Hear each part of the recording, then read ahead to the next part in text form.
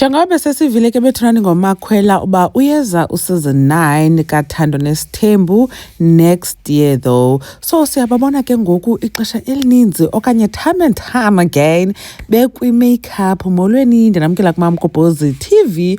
Qho ke sibabona bekwi-makeup bebheka to some function or event. Sesithi hayi ke kuyashutwa nyani for the new season of uThando Nesithembu. Siyathanda xa sibabona bekwi-makeup, siyathanda xa sibabona bekunye. It means ikhona into ke eyenzekayo. Now uMakhwela ke kunye noMacele kudala ke bemane bebonakala bekunye. They've been spending a lot of time together njengoba sibona ke ku-social media, and then ke ngoku kukhona i-videos ne-pictures ke emane bezifaka. Abantu ke ba-concerned bathi hey Makhwela, be careful because uMacele uyakujikela. Buza uMakhumalo. uMacele wayevana bekhangeleke vana noMakhumalo bengolhlobo, kodwa ke ngoku izinto sezitshintshile, akusafani. Zange aye nakumembeso wakhe wathetha into engavakaliyo. Nawe ngoku uyafika umtsha yena ke bikade nguye ke oseceleni ngoba kaloku bengahlali eMzumbe anyways uMacele, ingabantwana ke abafikela kwakhe. Nakhona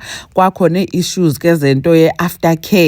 So kwacaca uba i-relationship yakhe ke ngoku namanye amakhosikazi ingathi iyatekateka. IbinguMakhumalo ke umuntu bengathi uyevana naye, but after wengayanga ke ngoku kumembeso kaMakhumalo zange baphinde babe right. So ke ngoku kuthe kofika uMakhwela wabe ke uMacele naye ufumana umuntu azawukwazi ukwenza izinto naye angathi uyevana naye. Ikhona ke enye i-comment ebendikhe nadibana nayo phantsi kwezi posts zikaMacele kunye noMakhwela isithi hey indlela abavana ngayo inoba uMacele ude amnike iintsuku zakhe usamke in order to spite the other wives. Kodwa ke utata uMosamseleku wesivezele bethunani uba uMacele akasekho mde kakhulu kwezinye izinto including ezi zenza kuliwe for iintsuku. So abantu ke bathi hey asiyazi sakhe siyibone.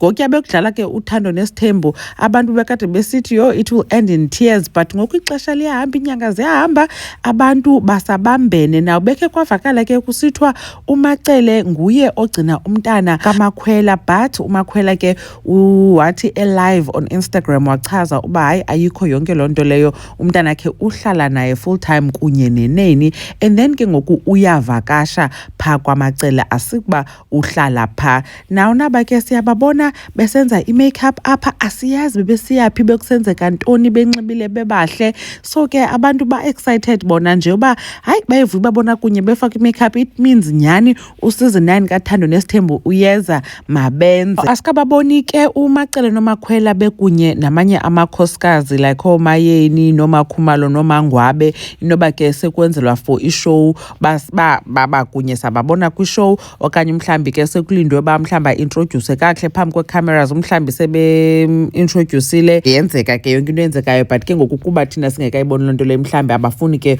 usibonisa bamoshe izinto for the show. So since ke besibabonile kwi-season 8 uba uMakhwela noMacele bayevana, noba yiloo nto bengenangxaki ke ubonisa leyo into. Abanye ke abantu shem bayancoma bathi intle le nto yenziwa nguMacele umamkela uMakhwela, bayayithanda i-relationship yabo. Abanye ke ngaba bagxekayo bathi hey uMacele uthi lala gusha ndukuchebe, eyoba ke mhlawumbi yenza ntoni loo nto leyo andiyazi nam. Khanikhe nitsho ke nakuba nicinga ntoni ngale relationship kaMacele kunye noMakhwela intle. I'm sure utata uMosamseleku uyevuya kakhulu, utata we-Unity. uMamgobhozi uyanibona kwividiyo elandelayo.